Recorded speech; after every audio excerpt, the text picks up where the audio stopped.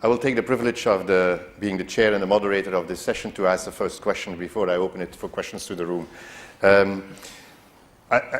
I thought it was a very inspiring speech that you gave us, but I was thinking while I was sitting there, is the fact that President Trump has withdrawn or will withdraw or wants to withdraw from the Paris Agreement, will this be a major setback, or do you think is it just business as usual because companies and states will continue to commit themselves to sustainable goals? Of course, it was very disappointing that President Trump said we will step out of the Paris Agreement, but he already promised that. What you can see now is the following. There are 30 states in the US who still are standing behind Paris, that's one. There are a lot of business in the United States, they also continue to do right things for society. So I think within the US it's a mixed picture. It's not only Trump, it's much more than that, we have to be aware of that. Talking about the geopolitical consequences, that's a bit different. Because what you can see is that if the US is not part of the game, in any case the government and the President of the United States, that means that people, countries, governments will look at other countries. And that's the reason why suddenly people are watching to China. Very rapidly after the remarks of President Trump, there was a kind of agreement between the European Union and China. This is just an example. So it is a mixed picture. And now you also can see Trump, he wants to have a wall between Mexico and the US. Others are saying it would be better to have walls to protect the US from water floods, etc. It's up to the Americans to decide on these issues, but I think that in any case the remarks of President Trump and his view is not really helpful. And I wish that the US would really show leadership. But we've seen it before. The US subscribed the Kyoto Protocol, but later on they did not ratify it. President Obama was clearly in favor of the Paris Agreement, and now you can see another approach. We have to wait and see what will happen, and I also counter a bit on the countervailing powers in the US. So it's not only the story of Trump when we talk about the US. We have to be honest about that. Questions from the room? Yeah, I have one question there. Can you use the mic? Hello, good morning. My name is Vijay. I am Indian-born Dutch citizen. I work only for chemical companies for the last 15 years. My question is about the partnership between corporates and NGOs. I also did volunteering work for Amnesty International and WWF. The one thing I feel is there is a mistrust between companies and NGOs. Yeah. That's one thing. And the other thing is, even if there is an ex-NGO, why NGO doesn't want to join? The third thing is, if the supporters of NGO, they think if they collaborate, if the NGO collaborate with corporates, then the supporters think they are moving away from their core values or core principles. So there is a mistrust or something like that. Probably less in developed countries, probably more in emerging markets. So how can they collaborate, the NGOs or corporates, in such a way to create shared value? Yeah, it's a very good question. The mistrust between NGOs and businesses. That's your key element in your observations.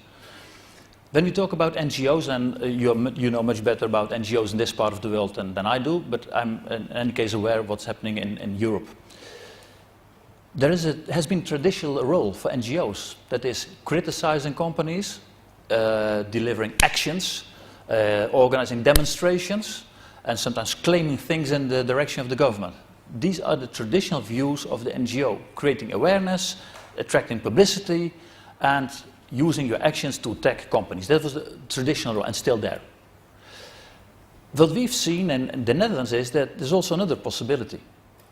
And that is that try to talk with each other. Try to find an agreement.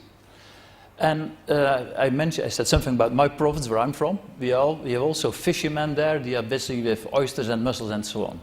So there were discussions, can this be done in a sustainable way? And the interesting thing was that in my region, there was a combination of the fishermen and also the NGOs to talk, how can we find the right solutions? That's one example. The other one is, if you have an airport, usually people are complaining about the noise, etc. In my country, we have the combination now of governments, representative people, NGOs and businesses to try to find common solutions. When we the extension of the port of Rotterdam, and that's, you know, the Rotterdam, when I was a kid, it was the biggest port in the world. Well, that's over, definitely. But still, it's the biggest port in Europe, so it's an important gateway to Europe.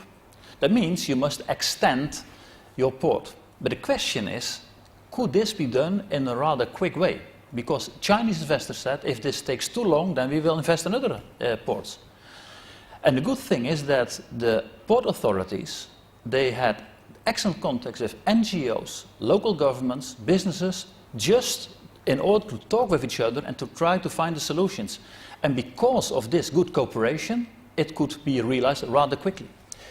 I mentioned the energy agreement in my country. Now, let's say Greenpeace and the business sector usually have a lot of difficulties.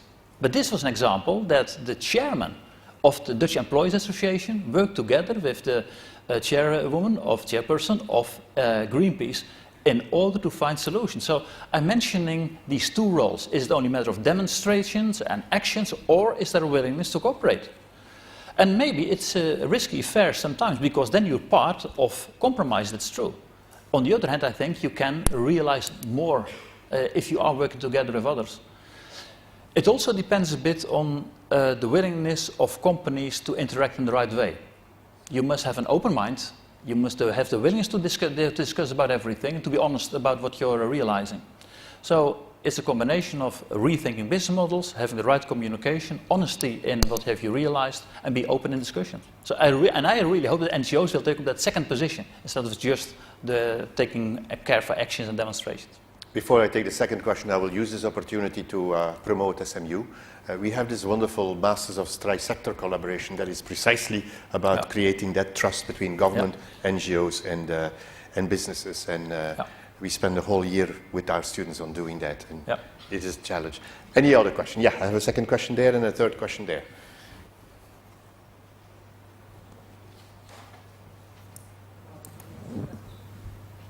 Good morning, Professor. Thank you for the well-informed lecture. My name is Yash. I'm an MBA candidate here at SMU. My question is, so you mentioned SGDs. So as part of my course, I was actually going through the 17 SGDs. And I feel that within them, there are 169 targets divided between the various SGDs. So essentially, these are very complex and very diverse.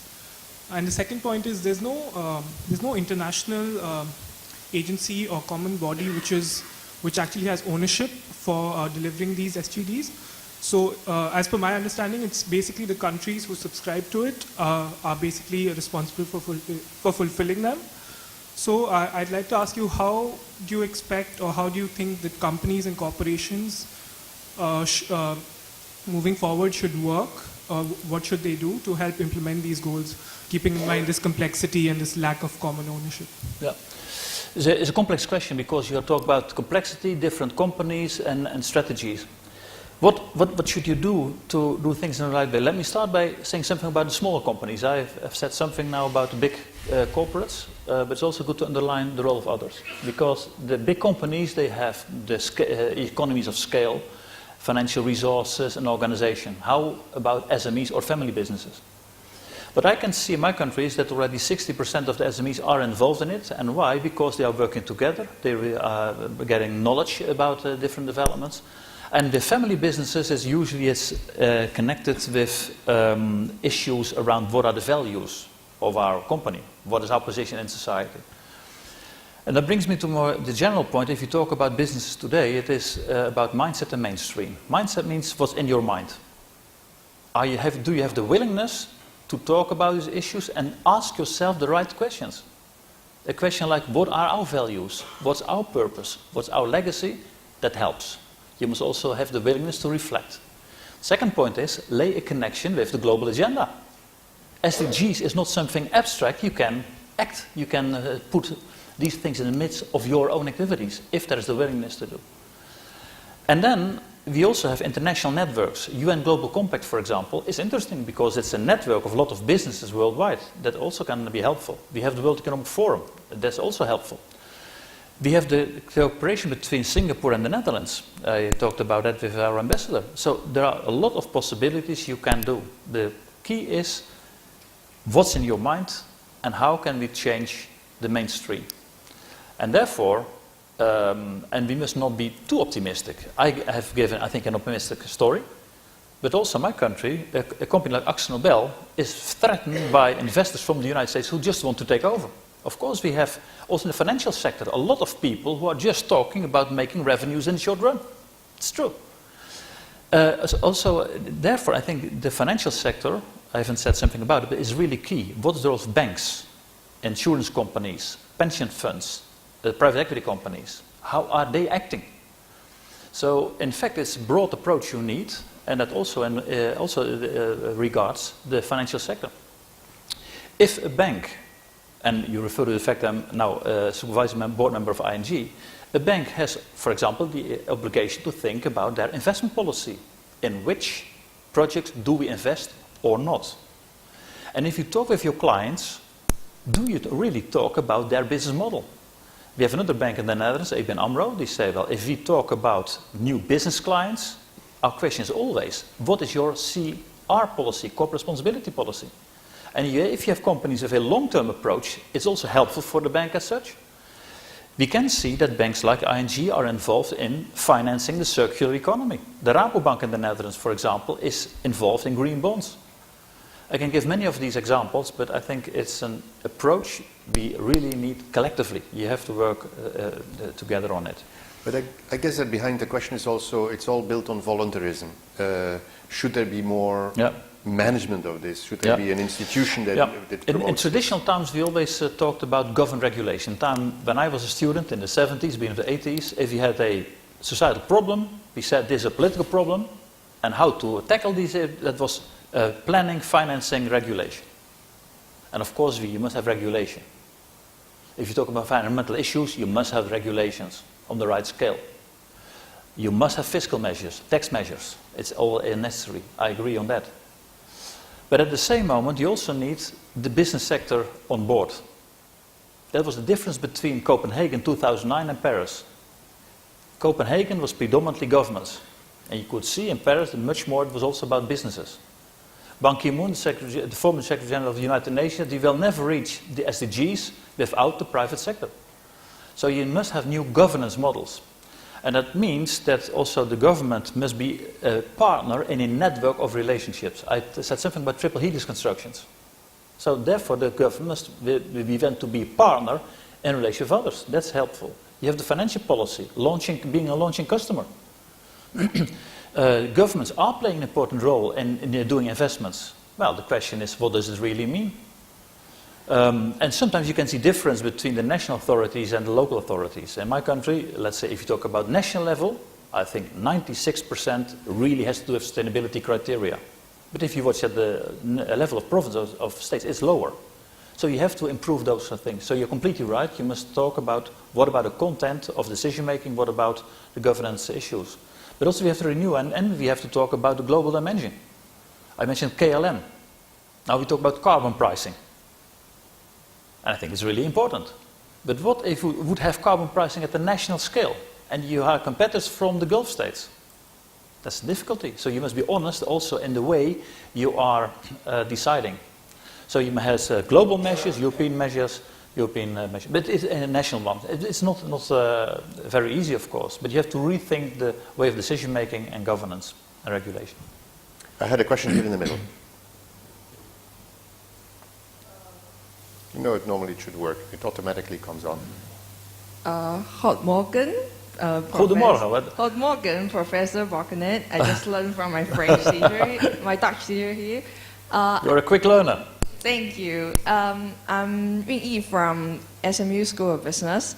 I actually have a burning question to ask you that I think I will regret I'm not asking this time. Could you please share with us your views regarding the LGBT issue and the legalization of the same-sex marriage? And why do you think that we can have same-sex marriage in Netherlands but not in Singapore? What prevents from Singapore from having this? Oh, that's a complete new subject. To the topic of... Change the character of the meeting. But I will let you, if you want to comment on it very briefly. Maybe just a shot of your personal view. Yeah. Okay, thank Well, you very much. let me tell something about... Let me say it's probably part of the whole inclusion and diversity issue that comes with sustainability. There is absolutely connection with the SDGs. Okay. In earlier days it was traditional. If you had a marriage that was only between man and woman. That has been the case during a long time in my country. And then at the end of the 90s, then we had a discussion in our parliament, should we have gay marriage? Is that a possibility? In those days it was a rather difficult discussion because people did not agree on it. You had people who really were in favor of it, others were criticizing it. But the outcome was that the majority in our parliament said yes to gay marriage. I must say at this moment, I think for many of people it's not a discussion at all. People respect it because it has to do with the fact marriage should be about love between two persons. Sharing your everything in your life. And then the question is, should it be a man and a woman, or can it be man or woman, is in fact part of the same treatment of people. And that brings me to another point. Article 1 in our Constitution says that everyone should be treated in the same way. I think that such an article is also relevant for issues around gay marriage. So in our country, the discussion is over, it's fully respected, and it's not an issue any longer because people see if people love each other, and you want to clarify that by saying we will have a legal binding relationship, but that's the essence of marriage, then in fact discussion is over. You've seen it now in many countries, also the United States is starting it. But also I have to say, I'm being confronted, and sometimes I'm furious about it, that gay people are being attacked. That's also happening. So it has to do with the fact, are you recognizing that people can love each other even when it's not only man-woman relationship, also with others? And that was the key element we have discussed in our parliament. The outcome was clear, and also you can see that people have changed their views a bit. More traditional people say this is okay. So in my country it's not a discussion any longer. People are standing behind it, and people all see the advantage of it. So I must say that's also my position now. Maybe I've been thinking about it a bit different way in earlier days, but I'm really convinced this is a good way. And you can see now worldwide. So we should defend it. Yeah. Let's come back to the topic. Yes. Jerry? We also can talk about cars, the Formula One. I like also that, but that's... No. No, I'm so sorry. Jerry, That I will stop. Jerry George. Unless you want to talk about, how much they consume energy. Yeah, you have also the Formula E, but no, that's not a question. Yeah. I'm the Dean of the Business School and also a visiting professor at RSM at Erasmus University in the strategy group. As a reformed politician, given that you've become a professor and moved away from politics in that sense, how do you think of this politics taking on tough decisions? For example, in the pricing of water, which has been very controversial here, in increasing the price of water to make sure that we tone down our consumption. How do you see governments taking up difficult issues in the politics of controlling natural resource consumption? Yeah, it's a very good question. And in fact, your question is about, do you have the willingness to take difficult measures? Do you have the courage maybe to stand alone? Do you have the courage to have another view than probably a lot of other people? I think a politician should talk about what's necessary for now and tomorrow. And that's more important than being re-elected. I remember my second cabinet. We had to realize reforms in social security, pre-pension facilities and health. And we were criticized many, many times. Demonstrations at Museum Square in Amsterdam because of social security measures. We never spoke about the next elections or the polls or whatever. We said, no, this is necessary to do. And at the same moment, we had confidential meetings with the unions to say we have to change things. And by our conviction, combined with the willingness of the unions to talk with us, therefore we could also make that agreement. I've learned from that. Do not talk about your own position, but talk about what's necessary for the country. That's one. The second one is, be honest. And sometimes you have to say, we cannot go on with these measures. The pre-pension facilities, if the life expectancy is going up and up, and you have pre-pension facilities that people can retire when they're 60 or 61, this is unbearable, and it's not right for the young generation because the price is much too high. And then you must say, sorry, we have to talk about change, but it's necessary to do. And if you talk about environmental measures, the longer we wait, the higher the price will be. We have experience in my country. In 1953, we had a terrible water flood. I also lost family members in those days. 1,800 people died because of the water flood. And how come? People in my country did not take care enough for the quality of dines and dukes, etc. So you have to invest in it. And if you don't do, you can see the consequences. If you talk about environmental measures, you get difficulties. We had a legal case, and then there's 2 legal cases that the judge said, oh no, the government should change things because the air quality is not good enough and not in line with European legislation. So talking about politics, I think it's really a matter of honesty. It's a matter of convincing people that it's necessary to change things, but also giving hope and perspective. What I noticed when I was a kid, there were many of these plates not allowed to swim here because the water was really dirty. And it was dangerous to swim over there. All these places disappeared. Why? The quality of water has improved. It is possible to change. Another example, the hole in the ozone layer. People are really concerned about it. And now, because of attacking the CFKs, you can see that the hole is now narrowing, and maybe in 2040 it's away.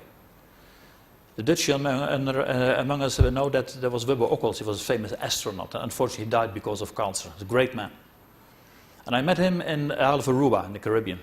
And he had the ship over there. He was there with his wife, and he said, Jan Peter, you have to watch my ship. And it's about the bow of the ship. If I'm on the oceans, and if I want to survive, it's all about the bow of the ship. If that bow is not strong enough, it can cost my life. And he said, well, the bow is for my ship. There's the ozone layer for our planet. We have only one. And if that will be destroyed, it's over. So in the case of the ozone layer, people together worldwide understood we have to change things. So it's a matter of being honest, talking about the consequences. You cannot go on with the current styles of production and consumption as I described. And that's, I think, the reason why politicians also should have that long-term view, and also saying, what does climate change and energy mean for us? I think this is the right way. We have time for two last questions. I will actually ask you to ask the questions, and then we will listen to the answer. Okay. Yeah. Professor, good morning. I have one question. In Myanmar, they are grappling with the Rohingya refugee crisis, as in Europe, where the countries are grappling with the Syrian refugee crisis as well. How do you see countries coming together to balance the internal demands of your population as well as the idea of inclusive growth? How much do you extend your inclusive growth beyond borders? Thank you. I had a question there in the middle, yes? Yeah. Good morning. My name is Gilles Brouweraerts. I'm a Dutch exchange student. From which university? Tilburg University, so I'm sorry it's not Erasmus Rotterdam. No problem. You were our Prime Minister for 8 years, but now you're out in the business. Do you think as a businessman you have more impact on sustainability than back in the days as a Prime Minister? I have a third question there. Hi, my name is Jonathan Din. I was an alumni with the School of Business at SMU. Now I'm working in asset management. So I'm coming from the finance perspective. Doctor, you just shared with us very nicely about how sustainability in business is very key. But as an asset manager, I'm accountable to shareholders, unit holders.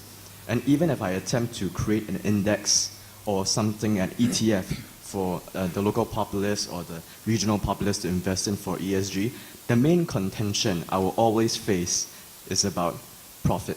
So coming from your perspective, I believe you have faced innumerable challenges to your position. How do you convince naysayers from the belief that at the end of the day, ESG businesses will outperform sin stocks necessarily? Because if you look at 20, 30-year studies, it is quite evident that sin stocks do outperform so far. So in your opinion, may I ask, can you just tell me one thing, one reason why ESG companies will necessarily outperform in the long term? 3 different questions. Refugees, who has more influence, and Yep. Great questions, very good ones. First, the refugee crisis, a very important remark, because you can see it in many parts of the world.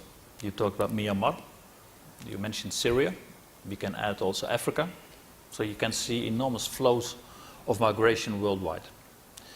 Sometimes it has to do with political circumstances, that people are being threatened, corruption. It's part of the refugee issue. Sometimes it has to do with the fact that people want to have a better life. That's what you can see in Africa. So there are different reasons why we have more migration. In fact, it starts with creating circumstances in countries that people can have a better life. That has to do with democracy. It has to do with civil rights. It has to do with the role of governments. So it's a very complex issue. If you talk about Syria, it's also connected with environmental issues. More and more we can see that issues around migration and economic well-being and energy issues are in fact all connected. It's important to understand that. So if you talk about the refugee issue, always try to analyze why are people trying to get away. And sometimes, as with political circumstances, can people express their view or not? That can be an issue. Sometimes with environmental issues, try to improve the environmental situation. Sometimes it has to do with having no perspective at all, people in Africa. So that's the reason why people now are saying we have to invest in countries in Africa in order to be able to create jobs over there. Now there is an impression, let's go to Europe. But also we have to issue around absorption capacity. You cannot accept everyone, it's impossible. So it's a matter of honesty. So I think therefore I'm so happy with the SDGs of the United Nations. If you would have the right implementation in many countries, it will improve quality of life. It's a very difficult question. We've always seen migration issues, we've always seen refugees, so it's not so easy to give an answer. But try to be aware of all the backgrounds, analyze things in the right way, and I think the SDGs can be helpful. Second question was about impact. I was Prime Minister for more than 8 years. Tilburg University is a great university. No problem at all. And now I'm in the business sector. I think the time when I was Prime Minister, I mentioned Al Gore. In those days, it was more about having more awareness. Of course, we had sustainability summits. If I compare that situation in the time I was Prime Minister with now, I think something has changed. There's much more attention for it. It's more meaningful. So that's the difference. When I was Prime Minister, of course, we started with CSR Netherlands. We had a transparency benchmark. When we had the crisis, as you know, that 2008, we said we must have a package, but also in connection with environmental issues. This is what you can do. And now I think that politicians are much more aware of the fact that we have to change things. That's the reason why the Dutch government have said we must have a circular economy. In 2020, we will have much more renewables in our country. So you can see it's really, it's changing. The difference I've seen in the business sector is that if a company really has the conviction that you have to change things, then suddenly something's happening. And it can go more rapidly. In politics, sometimes it takes more time. Maybe not in Singapore, but in my country, in any case, sometimes it takes time. And that's the difference. If a company is really saying we want to integrate the sustainability components, then the question is, what about our company strategy? What about our key performance indicators? What about life cycle analysis? What about the way we are reporting? What about the stakeholder dialogue? And suddenly you can see the changes. And then it can go very rapidly. That's my experience in any case in the Netherlands. So therefore I was really honored that I was invited by EY to become partner of corporate responsibility just to speed up those developments. And if an audit firm, let me give you that example, if an audit firm is saying to all the accountants, all the auditors, have the debate with your clients about integrated reporting, well then you will see what the consequences are. If you have your tax advisors, it's not only about taking benefit of tax facilities, no, talk also with your client about fair taxation. And if you the M&A people, talk about true value. And then if you have that change of mindset, then suddenly you can see the change. And that's, I think, the big difference. At this moment, I discussed with the ambassador. A company like KPN said in 2023 we only have cars that has no fossil elements in it. And so a decision is there, and you can see the other companies. So that is what you can see changing now. Last question about for asset manager, what about ESG? It's a very good question, because this is really about how can we change things. Let me give a comparison with the pension funds. The Dutch pension funds are more and more interested in sustainability investments, but they also have the difficulty with how about revenues, because it's also the pensions and the height of the level of pension of our people. So the question is, how can we have another situation that ESG is really integrated and that can be profitable? In my country, we have impact investing, but it's only 1.8% of all the investments. That's not much. You can do much more. But at the same moment, today we can see what are the revenues of sustainable investments. And the interesting thing is that there's a lot of evidence that it really can be helpful. If you talk about realizing changes, you must have the willingness to be open-minded, but also you must be able to show the results of sustainable investments. And I think we can do much, much more. But it's true, there is a lot of old-fashioned thinking, there is a lot of traditional views, and that people are in the old way of thinking. The mainstream is not still sustainable investments. And the question is, how can you generate these issues? And if you talk about ESG, it starts, of course, with regulation, it starts with codes and among business people, but it is possible to change things. And therefore, I refer to the articles in The Guardian, referring to 50 studies saying that it is possible to be profitable when you're sustainable. But you must have another mindset. If you talk about circular economy, much more can be done. And if Ellen MacArthur talks about revenues of billions of euros in the European context, also for my country, but you must start with changing the mindset and doing things in another way. And usually we are still in the old way of thinking, and the question is, how can you renew that? And therefore I'm happy with the Dutch Young Growth Coalition. We said we have to change things. What can we do?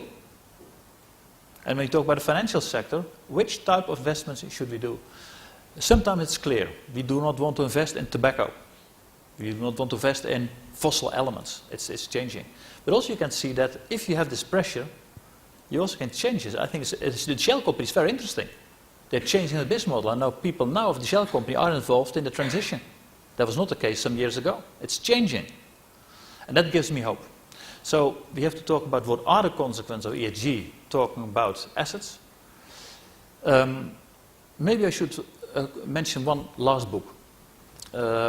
Jeremy It's okay. Academics publish books, so somebody has to promote them. Jeremy Leggett. The title of the book is The Winning of the Carbon War. Well, if you belong to the fossil group, you won't like that book, but it's an interesting book. It's about what happened 2 years before we had the Paris summit on climate change. And it gives a good description about what's happening. A lot of people have invested in coal. Well, this was not the right investment because you will not see the returns of an investment, because coal is out more and more. The issue of stranded assets. You have companies who have invested in assets that will not lead to revenues. That's a big concern for Mark Carney, the governor of the Bank of England. And in my country I noticed that the people of the Dutch Central Bank are really involved in these issues about stranded assets. And that's the issue of stranded assets means a lot. So I have clearly the impression that it's necessary to talk about all those components. Be practical, talk about the consequences, talk about the risks. And if you talk about banks, for example, I think also the financial institutions will be confronted with those analyses. I notice in my bank, in any case, that sustainability is high on the agenda. And why? It has with ethical reasons, but also with business reasons. And the interesting thing is that in the world in which we're living, that the world of economics and the world of economy and ethics is coming together. That's what you can see at the moment. The founder of a modern economic theory, Adam Smith, was famous because of his book, The Wealth of Nations. And the message of The Wealth of Nations was that we have an invisible or free hand in the economy. And when we saw so many difficulties in the 19th century, people said, this is the invisible hand of the economy. But we've forgotten one thing. Before Adam Smith wrote the book, The Wealth of Nations, he wrote another book, The Theory of Moral Sentiments. And for Adam Smith, the invisible free-handed economy was connected with those moral sentiments. And that's exactly what we can see in this century. I think this will be central values. Value is not something abstract. It has to do with your business strategy. And if you talk about SDGs, it's really values-oriented. And if you talk about new business models, it's values-oriented. And if you talk about stranded assets, that's values-oriented. And if you talk about the new role for the financial sector, it's values-oriented. So therefore, I think that the issue around the moral sentiments will come up. Last remark, 2 years ago I was also in Singapore and I listened to Masayoshi Son. He's the CEO of the SoftBank Group from Japan. And he spoke about the new economy. And he talked about robots. And suddenly there was Pepper, a robot was on stage. And Pepper can communicate with the people in the audience. And he said, I want to make people happier with robots.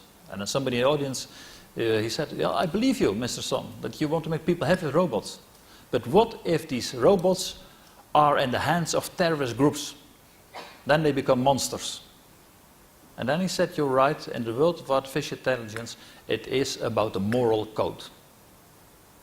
And I would like the word, the moral code. And that's the time in which we're living. And therefore we have to everything, to talk about values, about purpose, about legacy. I think this is really key. And integrate that in business models, in our business strategies, and government policies, but also in the world of universities, like you're doing. It's always difficult to summarize these lectures, but I wrote down a few points for myself. But I would like to start with the fact that I'm very happy that we speak about sustainability here. Last Friday, between 5 and 6:30 here, we had another lecture that was about sustainable cities and how to develop cities and whether they have lived up to our expectations. I think it's at SMU very important that we talk about sustainability. I always like to tell the anecdote that in one of my lunches I organize for students, where presidential lunches where students get a free sandwich, that in March, I think, of this year, I had only foreign students, exchange students, and I was asking them what they think about Singapore. And they were, of course, like most exchange students are, very positive about Singapore, about the cleanliness, about the good organization, the infrastructure that SMU offers them, and said, isn't there anything wrong with Singapore? And then one of the students, and it happened to be a Dutch, as I mentioned, said, but this country still lives in the 20th century when it comes to sustainability. They still use styrofoam. I still see the student mention that they still use styrofoam. I think this is a good reason why we talk about sustainability, so that we can learn actually from best practice. And it is clear that in Europe, in some of the northern European countries, there are some best practices. Words that I wrote down on what Mr. Balkenende mentioned is, first of all, we do lead US leadership, and so it will be interesting to see what's going on there in the United States, because otherwise other countries may actually change their relationships or look at different leaders in terms of sustainability. About NGOs and businesses, the word trust seems to be very important.